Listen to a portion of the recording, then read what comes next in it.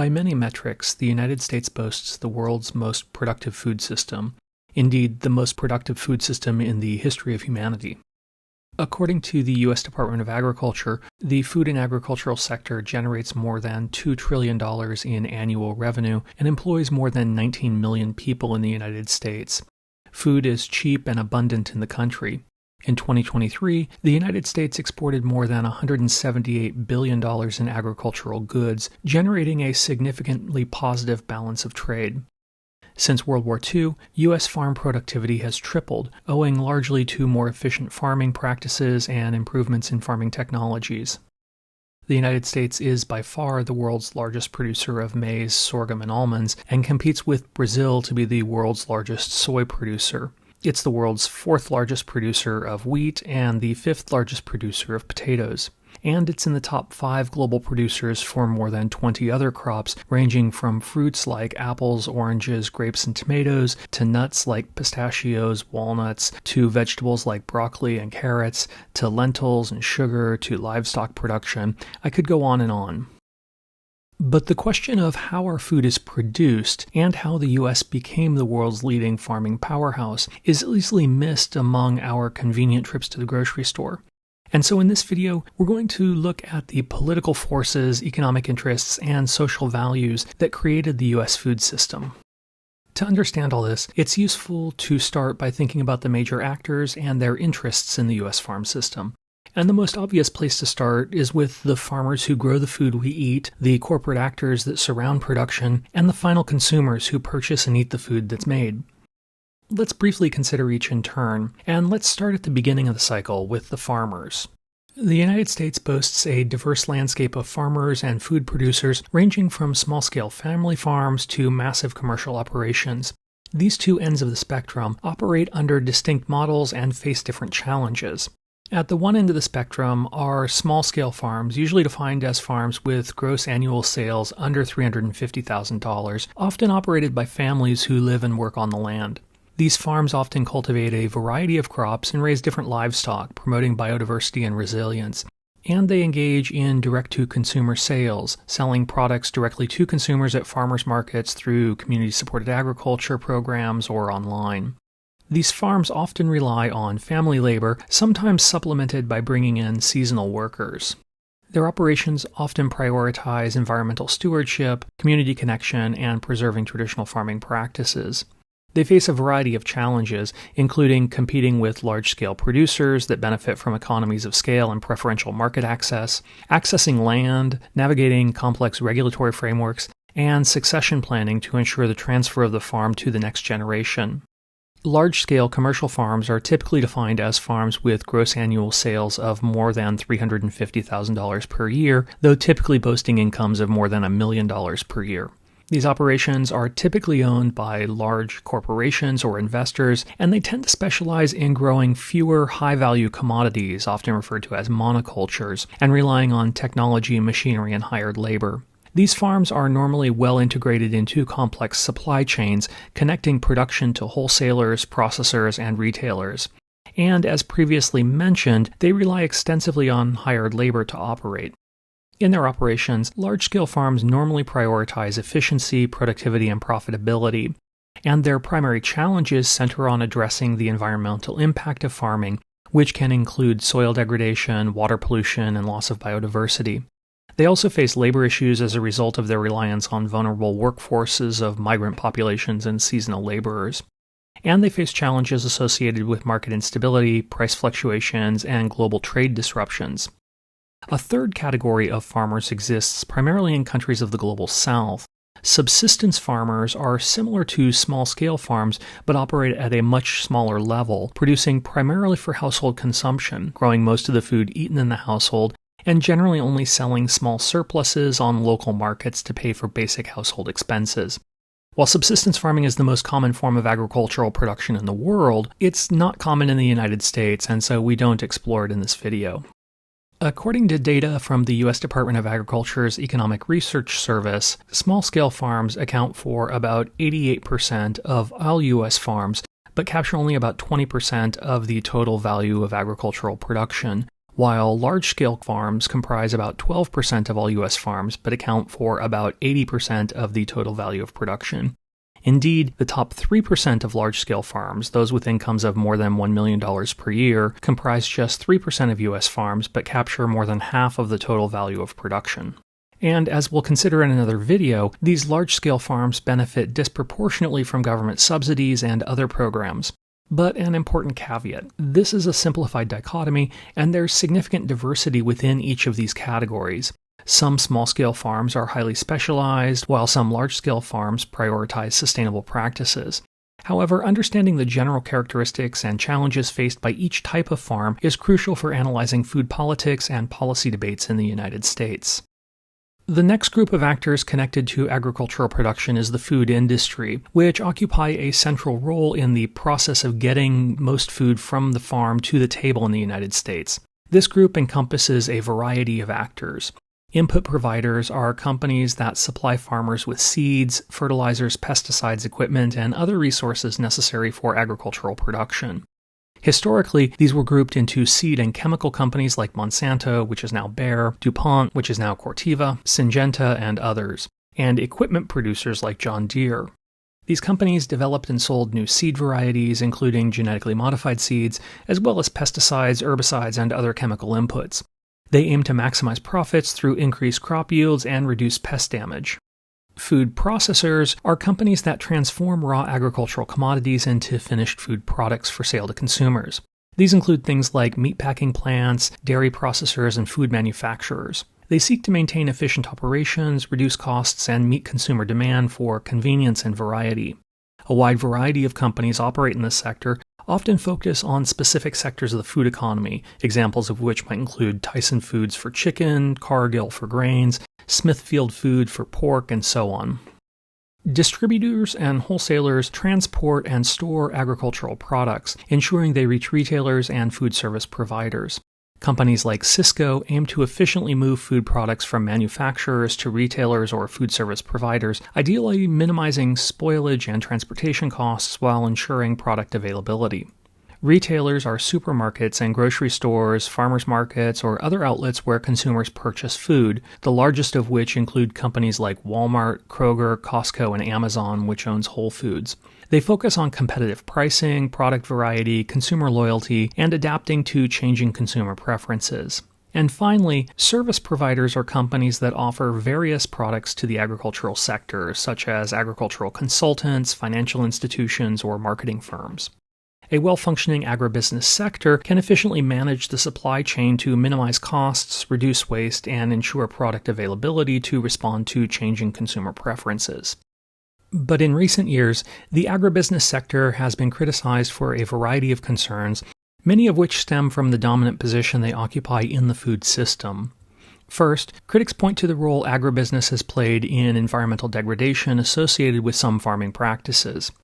I'll be brief here as we'll explore many of these in greater detail in other videos, but for now, critics have pointed to the negative environmental impacts of monocultures, including depleting soil nutrients, increasing vulnerability to pests and diseases, and reduced biodiversity and environmental resilience associated with monoculture cultivation. Livestock production in particular has generated criticism, with concerns expressed over the process of factory farming, the intensive confinement of animals in massive farms, raising concerns about animal welfare, with animals often subject to cramped conditions, lack of exercise, and stressful environments. Further, this environment necessitates the widespread use of antibiotics in production, a practice that has been linked to the rise of antibiotic-resistant bacteria, posing a significant public health threat. Critics also argue that the large-scale production and processing of food can increase the risk of contamination from pathogens like E. coli and Salmonella, and numerous large-scale food recalls due to contamination issues highlight the challenges of ensuring food safety in a complex supply chain. A variety of social issues have also been raised. Critics point to the consolidation of farms and the rise of agribusinesses, which they contend contribute to the decline of rural communities as small family farms struggle to compete and are forced out of business. Further, agribusinesses often rely on a vulnerable workforce of migrant and seasonal workers who may face low wages, poor working conditions, and limited legal protections. And even while the U.S. produces an abundance of food, many communities, particularly low-income and minority populations, lack access to affordable, healthy food. Finally, critics also point to several economic issues associated with the power wielded by large-scale agribusiness. For example, critics argue that government subsidies often disproportionately benefit large agribusinesses, further entrenching their dominance and making it difficult for smaller farms to compete. The dominant role of agribusiness in the U.S. food system also places farmers at a disadvantage, with farmers often having limited bargaining power to negotiate with large businesses, leading to unfair pricing practices and dependence on a few buyers for their products, a problem exacerbated by the increasing consolidation of the agribusiness sector, which has led to a few large-scale companies controlling significant market share, reducing competition, and potentially leading to higher prices for consumers. Indeed, a 2020 report by the Family Farm Action Alliance found that the percentage of the market controlled by the top 4 companies in the area, the so-called concentration ratio, or CR4, across a variety of sectors in agricultural production exceeded the 50% threshold economists normally use to define as problematic. For example, the 4 largest seed manufacturers controlled about 52% of the U.S. seed market. The 4 largest chicken processors controlled about 54% of the market. The 4 largest agrochemical companies control 65% of the market. The 4 largest pork producers control 67% of the market. The 4 largest beef producers control 73% of the market. And the 4 largest soybean producers controlled a whopping 80% of the soy market. And for many other food products, including fresh salad, wine, egg production, farm equipment, animal pharmaceuticals, and the retail grocery distribution sector, market control ranged from 40 to 50%. The concentration of power in agribusiness sectors matters because the key spaces they occupy in the production and distribution cycle. By controlling key nodes in the process, they can effectively dictate prices both to farmers on the input and output side and to consumers in the retail space. Finally, consumers play a crucial and increasingly influential role in the U.S. food system. While traditionally seen as passive recipients of food products, consumers are now active participants who shape demand, influence production practices, and drive broader changes in the food landscape. Consumers secure food from a variety of sources in the U.S., and while it's not possible to derive an exact proportion each channel represents, grocery stores and supermarkets represent the most common food source for the average American. Since the 1960s, the proportion of food consumed outside the household, primarily in restaurants, has steadily increased, and the average American now spends as much on food away from home as they do on groceries. A number of other smaller channels also exist. Convenience stores account for a small but growing share of food sales, particularly for snacks, beverages, and prepared foods, and are particularly prevalent in food deserts. Farmers markets have seen increasing popularity in recent years, although their overall market share remains relatively small. Similarly, community-supported agriculture, or CSA programs, in which consumers purchase a farm share at the beginning of the growing season, which then yields a proportion of the farm's annual production, are growing in popularity but still serve a market niche. We'll explore both of these systems in later videos. The online grocery market is expanding rapidly, although still represents a small portion of total food sales. Food banks and food pantries also play a crucial role in providing food assistance to vulnerable populations, but their contribution to overall food distribution systems is difficult to quantify. And some Americans still grow their own food in backyard or community gardens. Through their buying decisions, consumers signal their preferences. By choosing certain products over others, they communicate what they value, be it organic, locally sourced, fair trade, specific brands, or cheap products. Indeed, in recent years, consumer demand for healthier, more sustainable, and ethically produced food has led to the rise of new markets for organic produce, grass-fed beef, plant-based alternatives, fair trade, ethically and sustainably grown, and other specialized products. Indeed, consumers shape production practices both by rewarding good practices and by punishing bad ones. By purchasing products from companies that prioritize sustainable agriculture, fair labor practices, and animal welfare, consumers incentivize those practices and encourage other companies to follow suit. Fair trade coffee and chocolate, grass-fed beef, cage-free eggs, and sustainable seafood are all examples of this. And in a similar way, consumer boycotts and negative publicity can force companies to change their practices or face financial consequences. Boycotts of products containing genetically modified organisms, palm oil, a rejection of artificial ingredients, and a backlash against factory farming have all led companies to change production practices in order to avoid consumer backlash. There are, of course, limits to this. Not all consumers have equal access or ability to influence the food system through their food choices. After all, in a market-based economy, the system responds to spending, so it responds most immediately and directly to the demands of those who can afford to spend. Further, there's a problem of information asymmetry. Consumers may not always have access to accurate and transparent information about how their food is produced, making informed choices difficult. And powerful marketing campaigns can influence consumer choices, sometimes promoting less healthy or sustainable options. Nevertheless, consumers play a vital role in shaping the U.S. food system, as their choices, advocacy, and activism have the power to influence production practices, drive market trends, and push for policy changes. In addition to these three, there are several other actors that play an important role in the U.S. food system. Through agencies like the Department of Agriculture, the Food and Drug Administration, and the Environmental Protection Agency, the U.S. government also plays a central role in the American food system. In theory, governmental policies are driven by the desire to ensure food quality and safety, promote agricultural productivity and sustainability, and support rural development. In practice, however, these goals are sometimes pursued in contradictory or fragmented ways, reflecting deeper political and economic agendas, or prioritizing the specific interests of individuals or small groups over the interests of the country as a whole.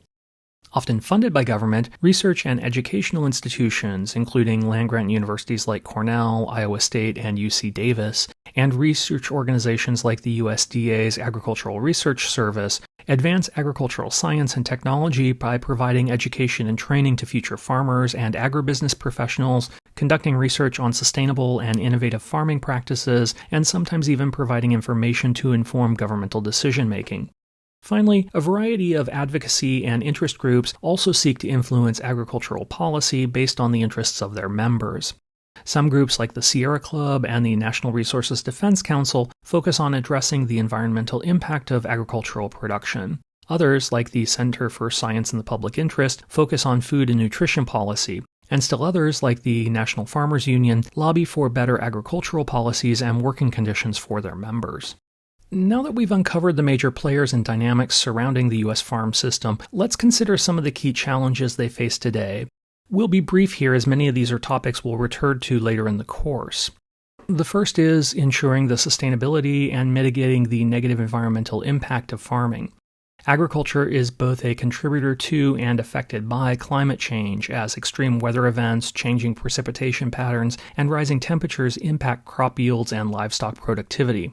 According to some estimates, agricultural production accounts for about 10% of global greenhouse gas emissions, with most of these coming from the release of methane, especially in livestock rearing and rice cultivation, as well as from nitrous oxide released through the use of chemical fertilizers. More broadly, pre- and post-production activities in the food system, including land use change, processing, transportation, packing, and waste, comprise about 1/3 of total greenhouse gas emissions. Addressing the climate impact of the food system is therefore crucial. Runoff from agricultural fields contaminates water bodies with nitrates, phosphates, and other pollutants, leading to issues like eutrophication, algal blooms, and dead zones. In the Gulf of Mexico, for example, runoff from farms along the Mississippi River has led to the creation of a hypoxic zone that fluctuates between 2,000 and 8,000 square miles each year. In this area, nutrient runoff containing nitrogen-rich fertilizers fed massive algal blooms, which eventually die and sink to the bottom of the Gulf. As the algae decomposes, oxygen in the water is depleted, creating a hypoxic zone where marine life cannot survive. The intensive use of water, soil, and fossil fuels in industrial agriculture also raises concerns about its long-term sustainability. Farmers face a variety of economic issues, some of which threaten the viability of farming itself. Farmers face price fluctuations and market uncertainties that can significantly impact their incomes and financial stability, as fluctuating prices for their products make it difficult to plan for and invest in their businesses. And as we've previously considered, the dominance of a few large companies in various sectors of the food system raises concerns about market power, fair prices for farmers, and consumer choice. The trend towards larger industrial-scale farms puts pressure on small and mid-sized farms, often forcing them to take on higher levels of debt and financial instability, leading to increased rates of farm bankruptcies and consolidation of landholding patterns. The agricultural sector faces labor shortages, particularly for seasonal migrant workers due to immigration policies and changing demographics. And these workers themselves often face challenging conditions with low wages, limited benefits, poor working conditions that include exposure to a variety of chemicals, and limited access to health care and housing. According to the U.S. Department of Labor, approximately 60 to 70% of agricultural labor in the U.S. is performed by migrant workers who, by definition, lack guarantees of stable employment, making their position incredibly precarious.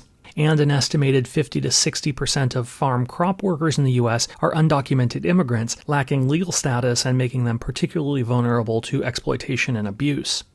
On the consumer side, the overabundance of processed foods high in sugar, salt, and unhealthy fats has contributed to the rise of obesity, diabetes, and other chronic diseases.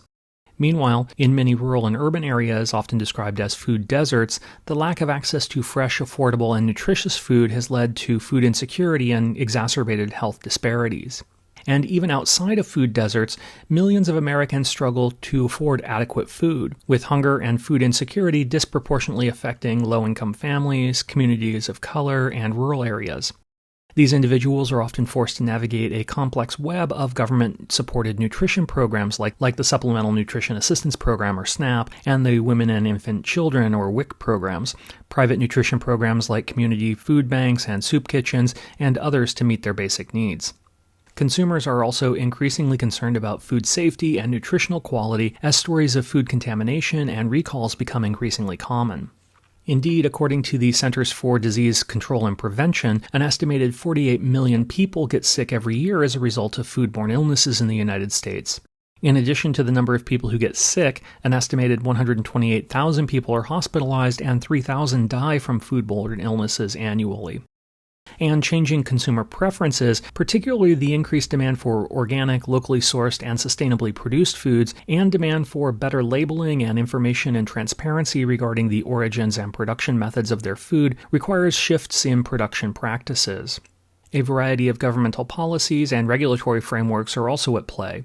Current agricultural subsidies tend to favor large-scale commodity producers, often at the expense of smaller, diversified farms, and the discussion of perverse incentives created by the current subsidy system, as well as the need for reform, remain ongoing. Farmers navigate a complex web of regulations related to food safety, environmental protection, and labor laws, which can be burdensome, particularly for small operations. Calls for regulatory reform remain ongoing. International trade policies and agreements impact the competitiveness of U.S. agricultural products in global markets. And while the need for reform in the international agricultural trade arena has been widely acknowledged, negotiations to secure comprehensive agreement through the World Trade Organization have largely stalled since the Doha Round Agreement was concluded in 1994. As the world's largest provider of food aid, U.S. food aid policy has been criticized on a variety of fronts, which we'll explore in detail in another video. The wastefulness of the American food system is also a problem. An estimated 30 to 40% of food produced in the United States is wasted every year, amounting to more than 133 billion pounds of food waste, worth more than $160 billion, and representing nearly a quarter of the waste in U.S. landfills. And more recently, the COVID-19 pandemic exposed vulnerabilities in the food supply chain, highlighting the need for greater resilience and flexibility. And a variety of technological and innovation challenges are present, including the challenge of adopting new technologies, the emergence of a digital divide in farming, debates over genetic modification, intellectual property rights, and the expanding reliance on precision agriculture are all likely to shape food production in the United States moving forward. As I said previously, we'll explore many of these issues in greater detail in other videos, but that's it for now. As always, please leave any questions you have in the comments section below, and thanks for watching.